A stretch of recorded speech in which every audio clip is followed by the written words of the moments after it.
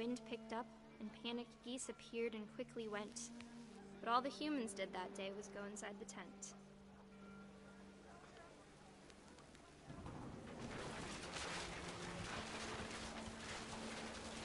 The rain came down in buckets then, but no one seemed afraid that nature might destroy the tent our dad had crudely made.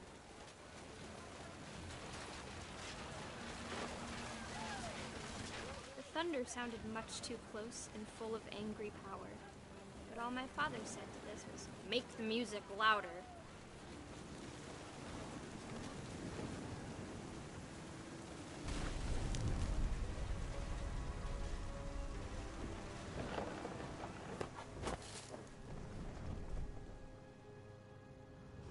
I wish that I could truly say I thought about you on that day. Out there on the beach alone, just you, the wind, the sea, and foam. But I didn't. Until we found you.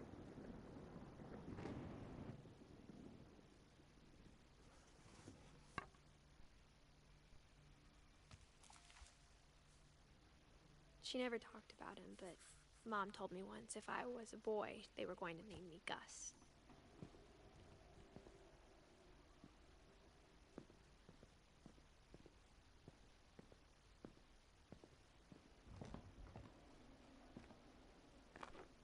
My mom moved up to the loft after her brothers died.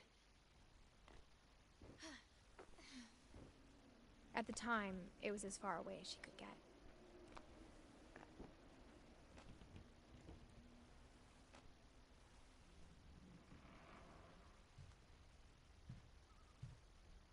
Religion was another thing my mom never talked about, but I think it helped her a lot after her dad died.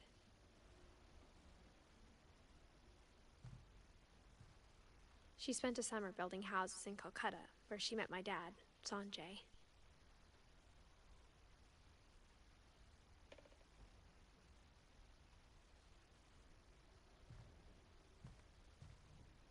My mom moved to India a week after graduation and got a job teaching English.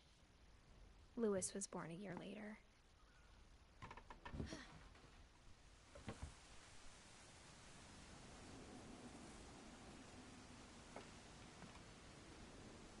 When my dad died, I don't think Mom knew where else to go. I'm sure Edie was happy to have her back.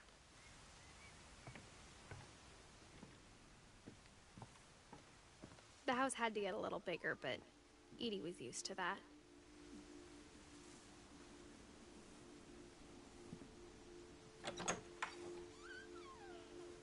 And for a while, things were good. Almost normal. But it didn't last. The beginning of the end was Milton's 10th birthday, when Edie gave him a castle.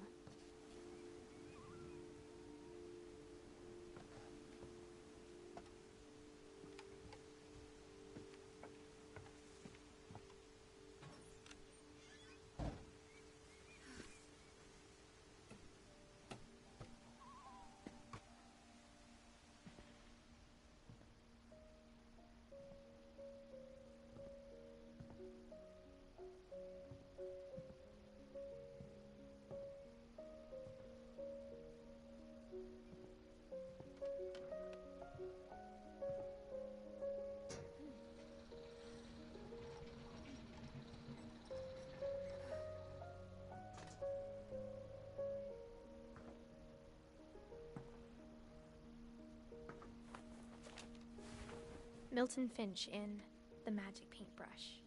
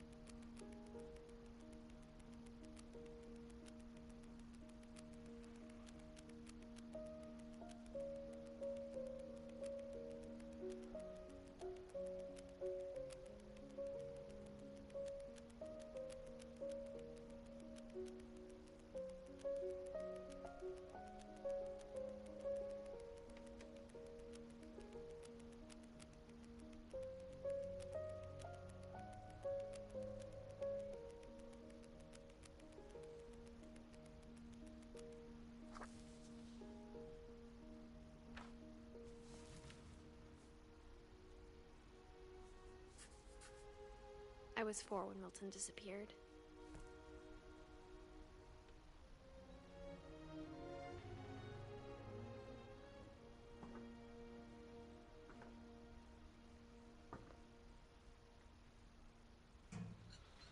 Mom spent months searching for my brother.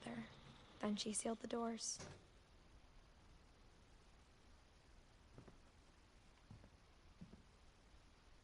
Whatever Milton had found in the house, Mom didn't want it getting out.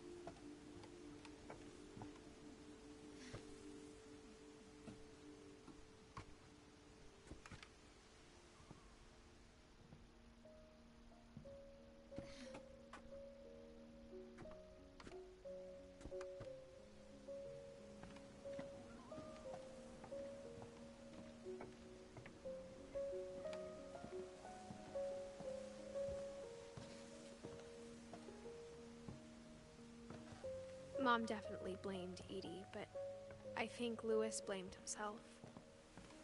After he graduated, he just spent more and more time in his room, until Mom got him a job at the cannery.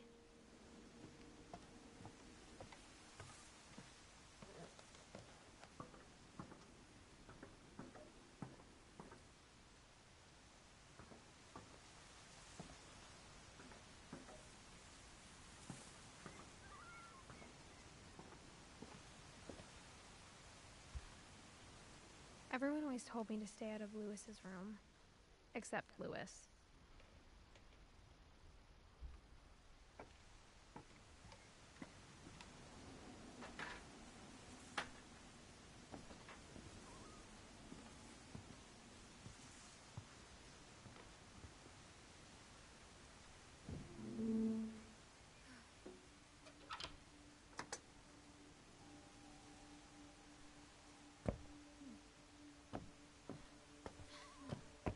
Louis's room smelled very, very familiar.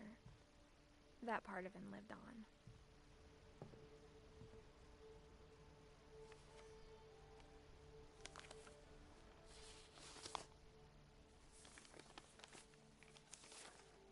Dear Mrs. Finch, as Louis's psychiatrist, I can understand your desire for an explanation.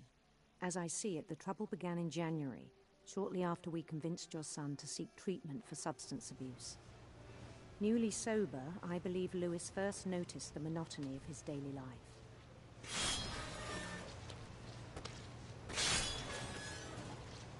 He kept working at the cannery,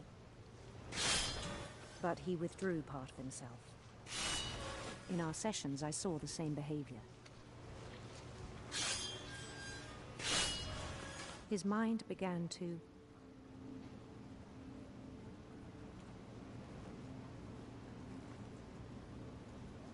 wander.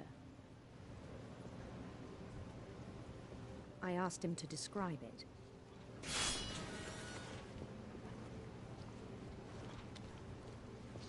He said he started small.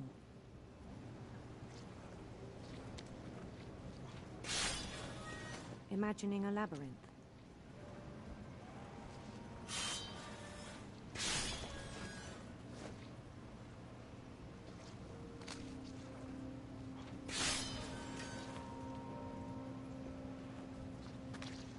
He'd feel his way about. Then something moved. Bats. And toads.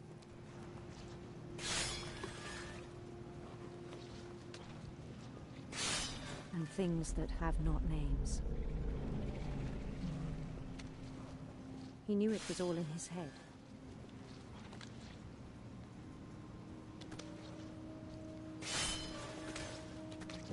But he took it very seriously. I had hoped he'd find himself.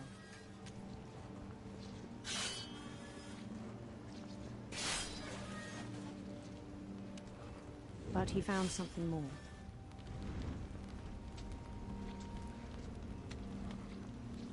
I worried about him then. Daydreaming at the cannery. I spoke with his boss. But he said Lewis had become a model employee. Methodical, tireless, focused. Like a whole new Lewis. So I let him go on.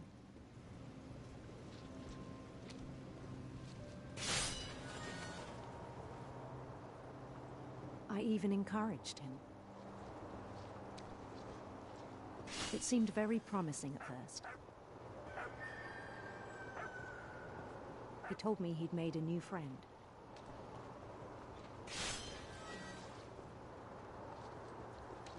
On the edge of a city he named Lewis Topia. He built the city up slowly, brick by brick.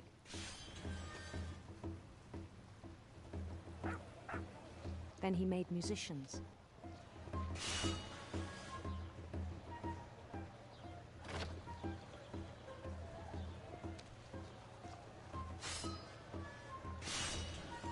And songs for them to play. He talked about starting a band. And he was always humming something. Every day his imagination grew stronger.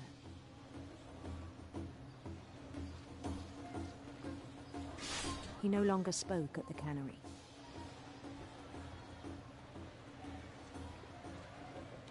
But his chopping was as reliable as ever. Then one day it struck him that all the cheering crowds, even the stones under his feet, were all in his imagination. So he could do whatever he wished.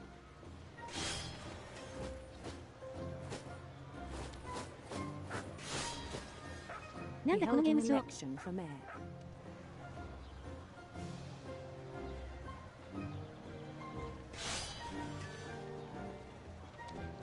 And he won. They begged him to stay, but his mind was already wandering. It became a game for him.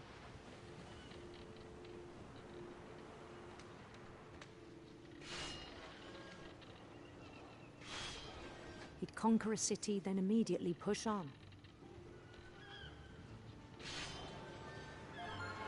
New Louisville.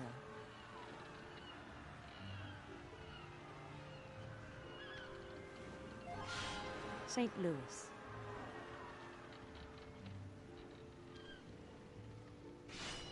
He started drifting away from our reality. ずっと魚の頭切ってるしょ。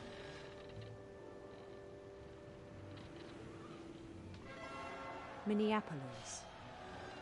Until one day he forgot to go home from the cannery. Even as his mother pleaded with him, part of Lewis kept sailing on.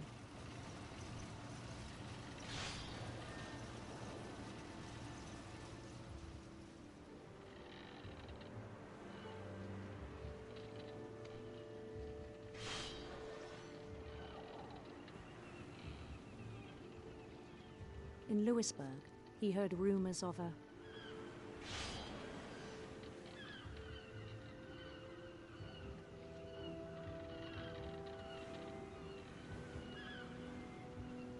beautiful prince.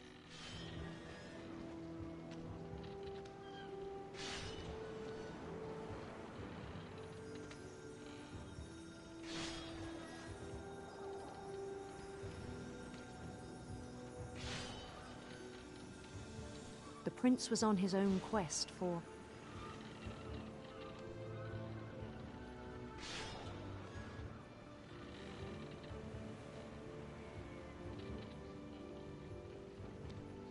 Radiant rainbows.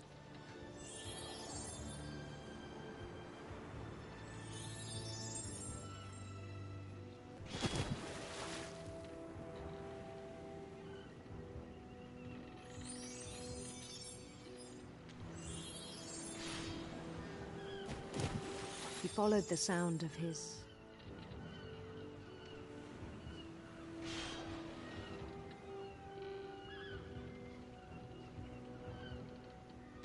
silver harp.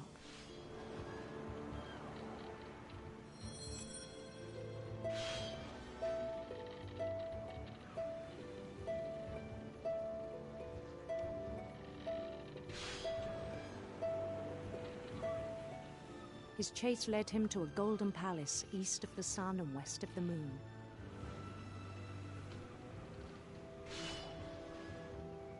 Even then, his logic remained sound.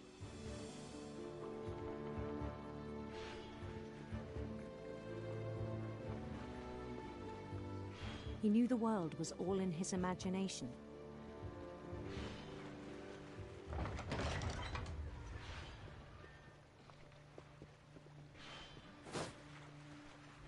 But he was so proud of having created it.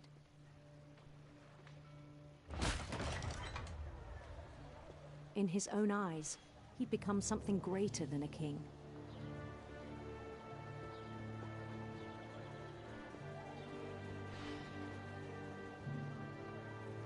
For someone who'd never known success in the real world, I think it was overwhelming.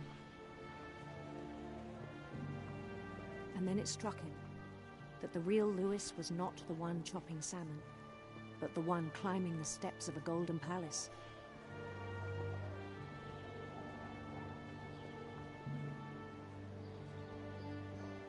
My imagination is as real as my body, he told me. It was hard to argue with him.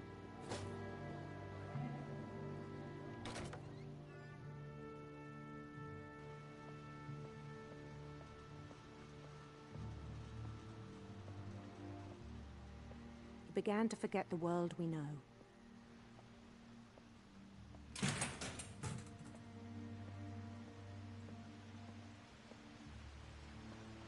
I think it pained him to remember Lewis, the cannery worker.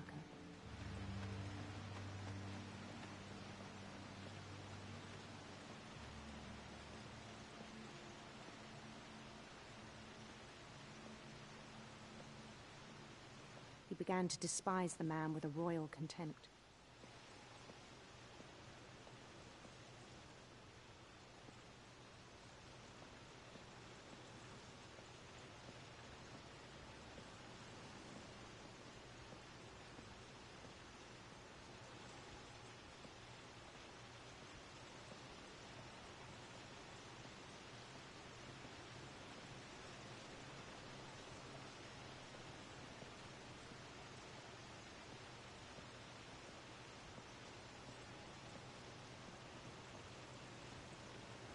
I still thought I could save him. Even after he said he was being crowned king over all the lands of wonder.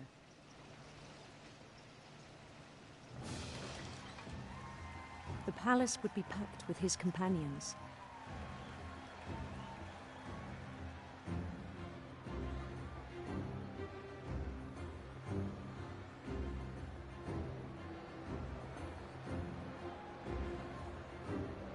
Including the wise Calico who'd insisted on advising him.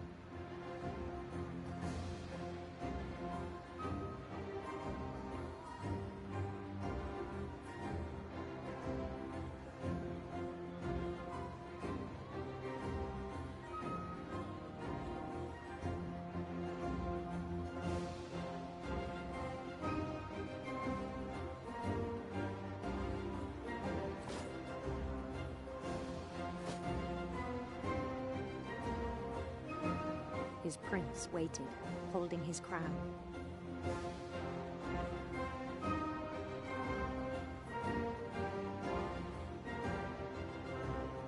There was only one thing left to do.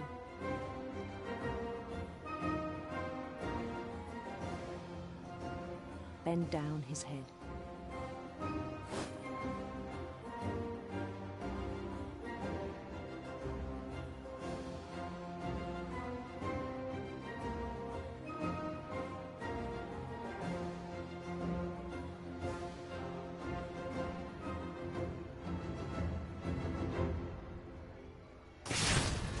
The rest I think you know. Mrs. Finch, your son was a kind man who will be missed by all of us who knew him.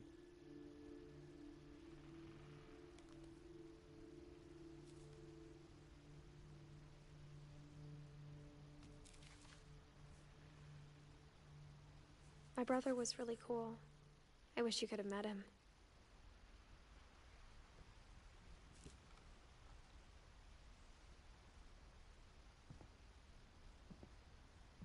Lewis and I spent a lot of time playing games together, but he was surprisingly bad at them.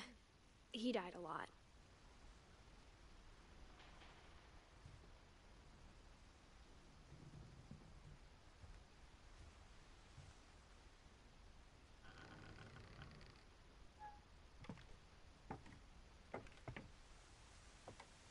On the way back from Lewis's funeral, my mom told me to start packing. She waited until the day before we left to tell Edie. I'm not sure if she wanted to make it easier or harder.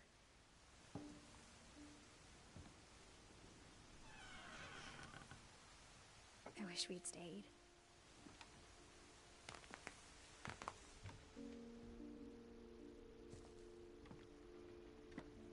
But I understand why we left.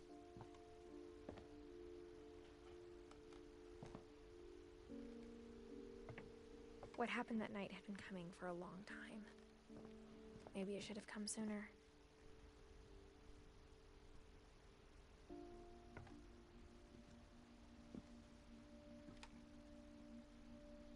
But it had to end one way or another. All that's left now is to tell you about that last night.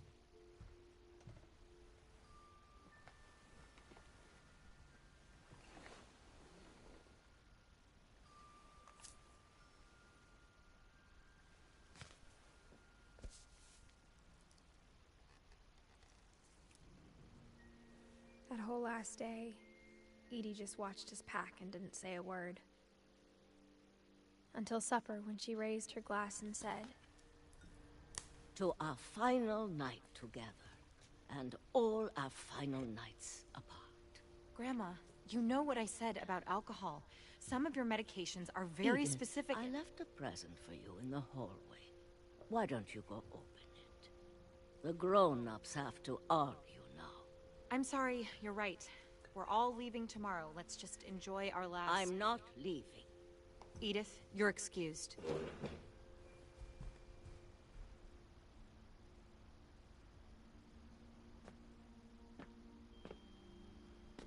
The power had been shut off that morning, but Edie always had plenty of candles.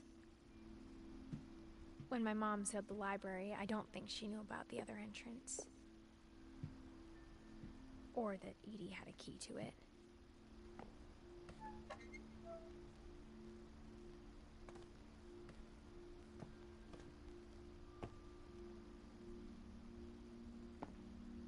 That thing you're afraid of isn't going to end when you leave the house.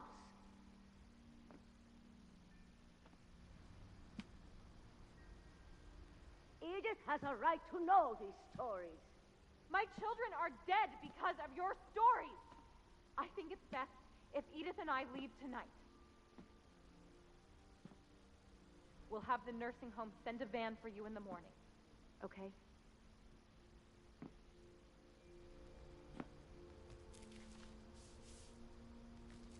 Dear Edith, there's so many stories I wish I could tell you, but there's only time for one. This is about what happened on the night you were born. That night, the tide went way, way out. It was the first and last time I ever saw the old house aground. There'd been an earthquake out in the middle of the ocean. They called it the lowest tide in 1,000 years.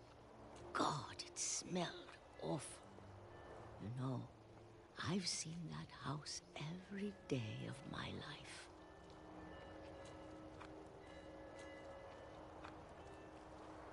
But I never thought I'd go back to it. When the fog rolled in, I lost my way.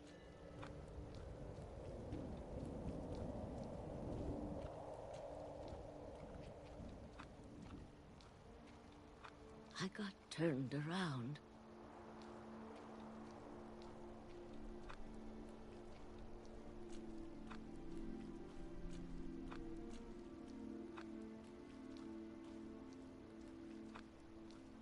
For a while, I wondered.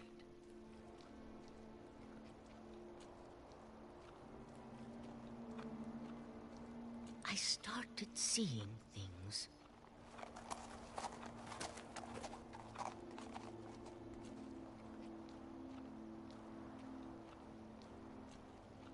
Things I'd forgotten had ever existed.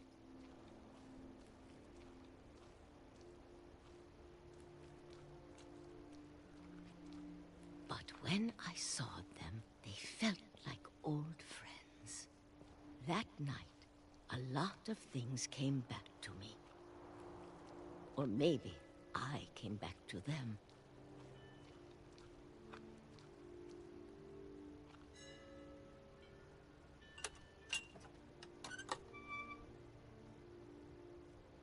Things I can't explain, but that I need you to try and... Edith, what are you doing in here? It's mine. Edith! Mom, you're gonna rip it! Let go! I kicked and screamed, but Mom dragged me to the car.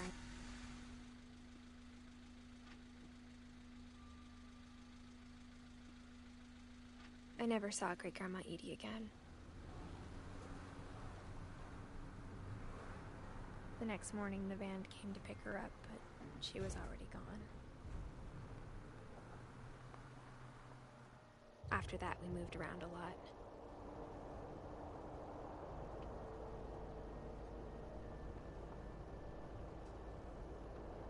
We both tried to make the best of it.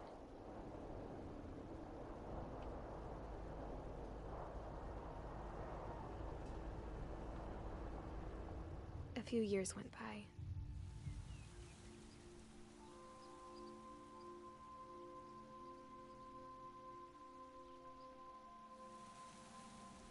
My mom didn't like to talk about it, but she started getting sick a lot. The rest happened pretty quickly.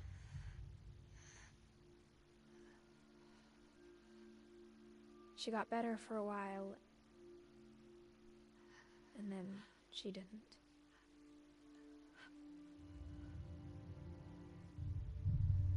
And then I was alone.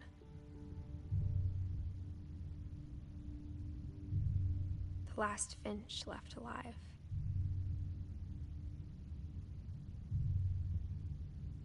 Until I found out about you. I'm still not sure what to tell you about all this. If we lived forever, maybe we'd have time to understand things. But as it is, I think the best we can do is try to open our eyes. And appreciate how strange and brief all of this is. This journal was supposed to be for you. 体調悪のに配信して大丈夫なのかい? But now I hope you'll never see it. I just want to meet you. And tell you all these stories myself.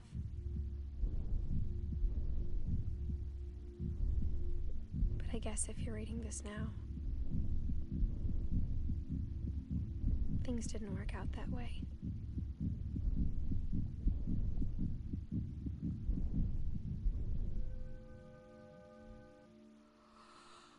This is where your story begins.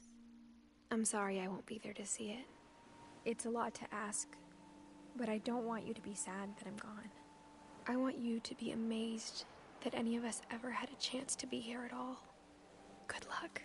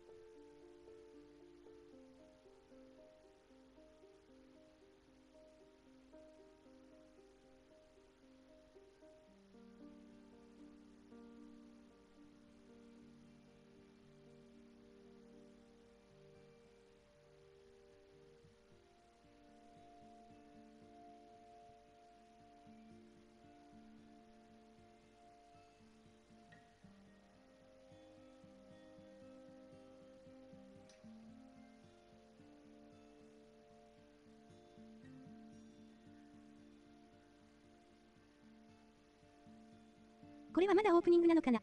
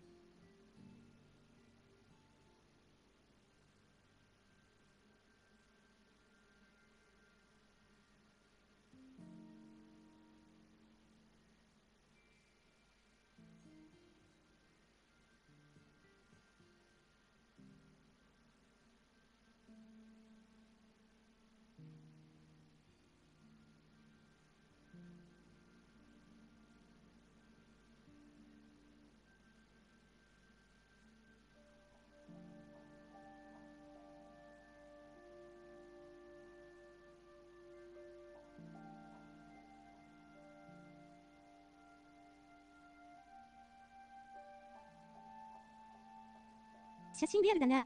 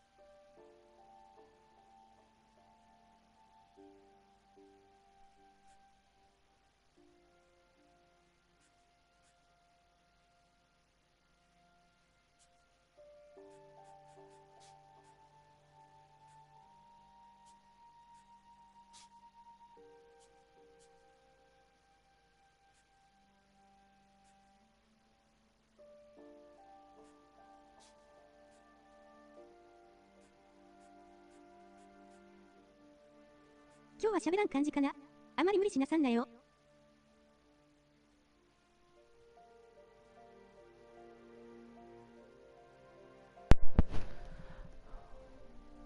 ごめん、ずっとさ、ミュートにしてた。いや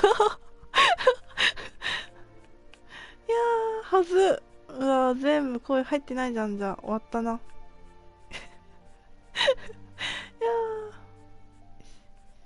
やー。ミュートにしてたわら。せっかくのめっちゃ喋ってたのに。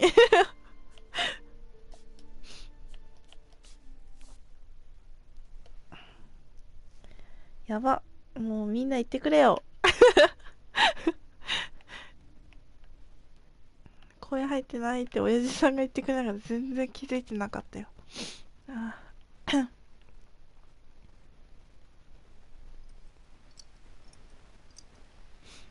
オーディンってさ、やってないんだ。しゃべりソンあら。ね、喋りソンだよ。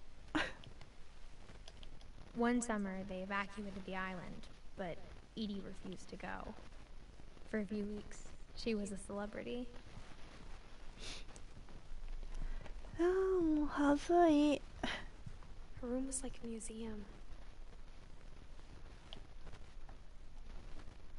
これだけやってなかった。いやーね、オープニングだから喋らない感じかな。どう思ったのあら。い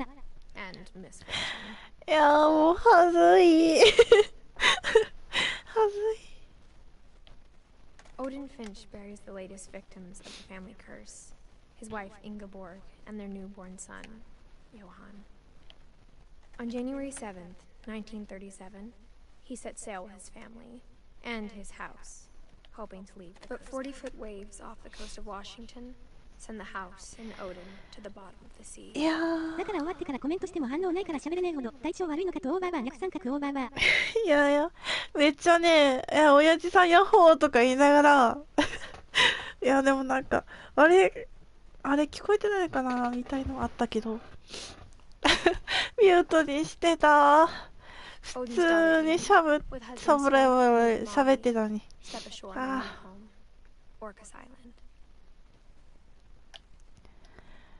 あ。やば、もう嫌だ。親父、ヤッホー言われてた、わら。親父、ヤッホー言われてた。本当に言ってたんだよ。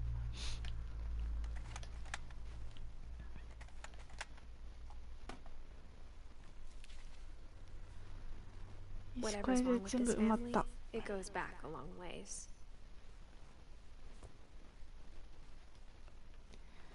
そんなハプニングがあってこそ配信は面白いわら。本当もういやーもうそっか喋ってなかったか、ミュートにしてたか。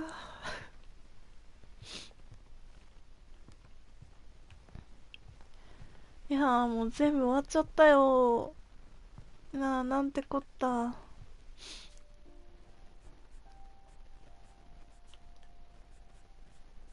俺もミュートにして喋ってたこと1回あるから安心してわら。安心しとく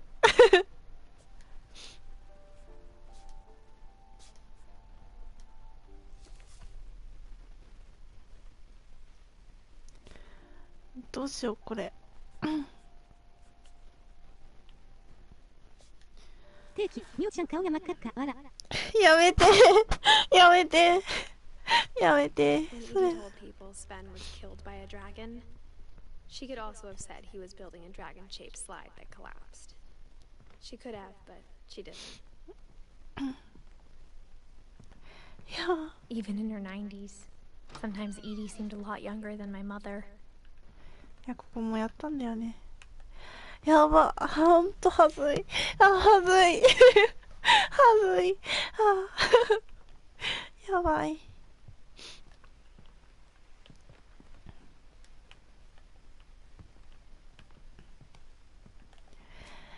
いや、終わっちゃったよ。そして、どうしよう。なんかやるかな。何やりたい？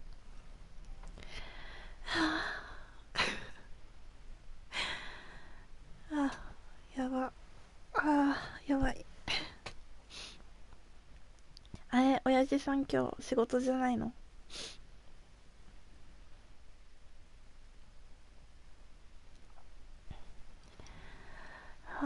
顔が真っ赤だよ、マジで。やばい。やばい。今日は休み。お休みなのか。そっか。2名様やほい。よかったらね、コメント、チャンネル登録よろしくお願いします。どうしようかな。終わっちゃった。終わっちゃったよ。どうしようかな。何やろうかな。Great grandma had always been the family's biggest fan.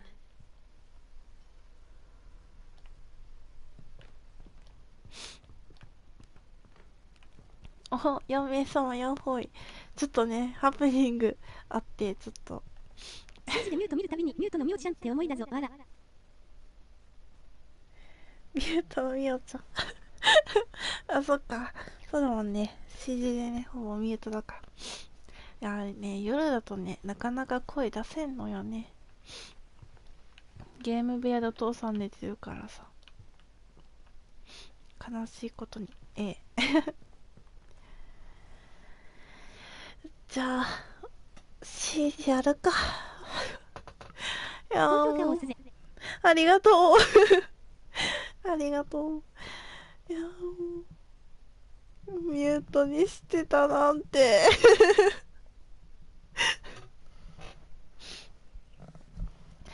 やーもう、ゲーム部屋で寝てるとか、怖わら。ね、怖いでしょ。てかね、もうね、部屋がね、ないからね、そんなに。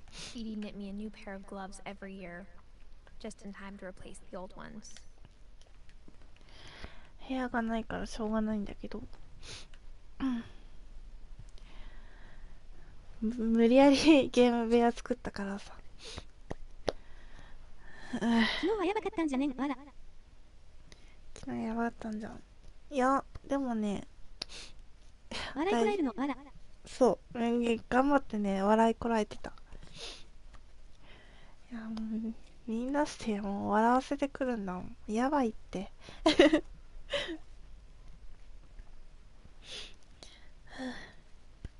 じゃあ、全クリ、ありがとうございます。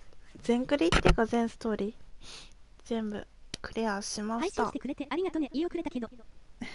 いやいやいや、全然全然。もうお世話になって、もう本当に。仲良くしてもらって、本当。全クリしたの。そう、全クリしたよ。もうね、声なしで全クリしちゃったよ。ほら。1、2、3、4、5、6、7、8、9、10、11、12、13。計13ストーリーだね。計13ストーリー全部クリアしました。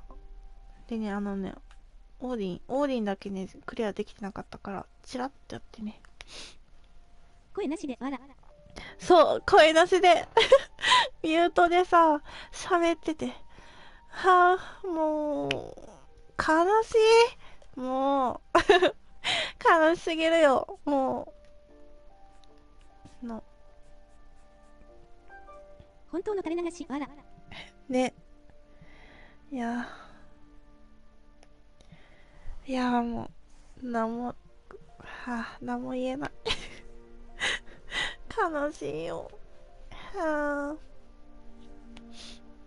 みんなともっと喋りたかった。はぁ。トリマお疲れわら。ありがとう。ということでね、ほんと、フリープレイ全クリ、ありがとうございます。もしやりたい方ね、今月中だったらフリープレイであるんで、そちらの方へやってみてください。で、最初の方ちょっとグロいから、そこ、まあ大丈夫ですよ、的な、人はもう、全然やってみるのもありと思います。雑談配信にはちょうどいいと思います。なんも、本当に、なんだろうな、なんか、打ち合いとかないし、ただ操作するだけ。操作しながらストーリー進んでいくみたいなんで。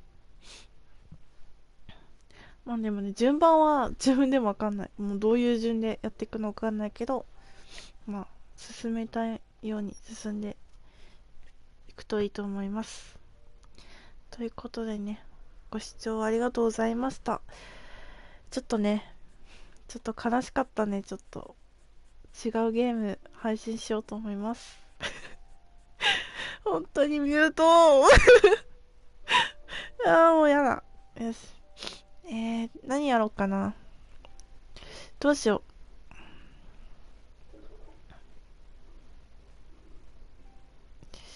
うかな。まあ、CG か COD か FX の何かしら配信やるんで、よかったらね、そちらの方へ顔出ししてください。次こそはね、声出し最後までやるんで。お任せや。お任せや、ありがとう。なのでね、そちらの方へ、ちょっと少し休憩してから、ちょっとね、もう、いろいろと、心に来てるんで、ちょっと休憩して、まあ、次の配信したいと思います。2名様、みんな、顔冷やしなねわら。顔冷やすとく。ご視聴ありがとうございました。コメント皆さん、本当に助かりました。もう、ミュートですいませんでした。本当、大変申し訳ございませんでした。ということで、次の配信でまた会いましょう。またねー。もう、はずい。